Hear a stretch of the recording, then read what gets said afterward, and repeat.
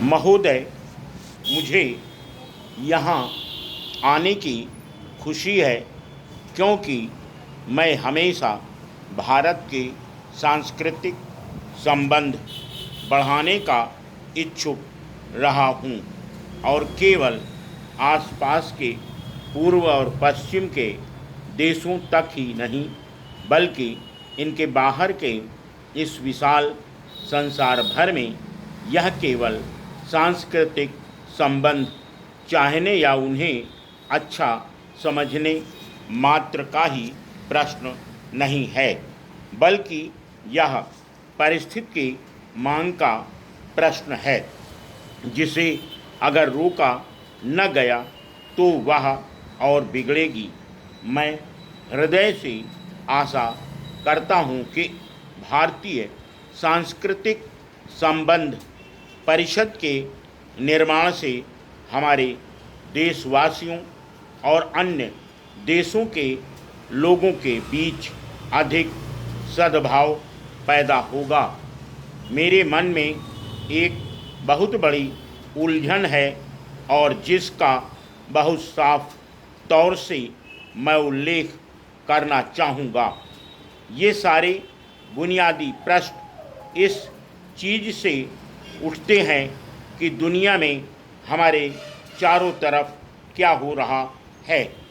राष्ट्र, व्यक्ति और समूह एक दूसरे को समझने की बात करते हैं और इससे यह साफ स्पष्ट होता है कि लोगों को एक दूसरे को समझने और एक दूसरे से सीखने की कोशिश करनी चाहिए। फिर भी जब मैं इतिहास के पृष्ठों को पलटता हूँ या आधुनिक घटनाओं को ध्यान से देखता हूँ तो कभी कभी मुझे ऐसा लगता है कि जो आपस में एक दूसरे को सबसे अच्छी तरह जानते हैं वही सबसे ज़्यादा आपस में लड़ते हैं। ऐसा देखा गया है कि एशिया और यूरोप के जो देश बिल्कुल पड़ोसी हैं वह एक दूसरे को तंग किया करते हैं, भले ही एक दूसरे को बहुत ही अच्छी तरह जानते हों। इसलिए केवल जानने मात्र से अधिक सहयोग और मित्रता नहीं होती। यह कोई नई बात नहीं है। इतिहास की मोटी मोटी पुस्तकें भी यही बताती हैं।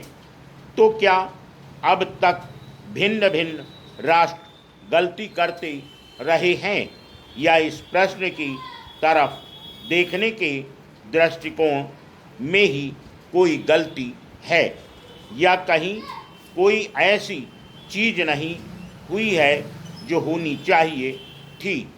जब हम सांस्कृतिक संबंधों की बात करते हैं तो हमारे मन में शीघ्र ही प्रश्न उठता है कि आखिर उस संस्कृति का मतलब क्या है जिसकी लोग बहुत चर्चा करते हैं।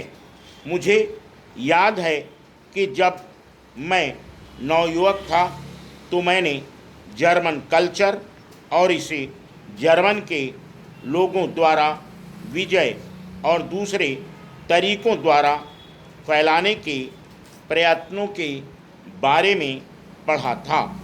इस कल्चर को फैलाने के लिए एक बहुत बड़ा युद्ध हुआ। Full stop.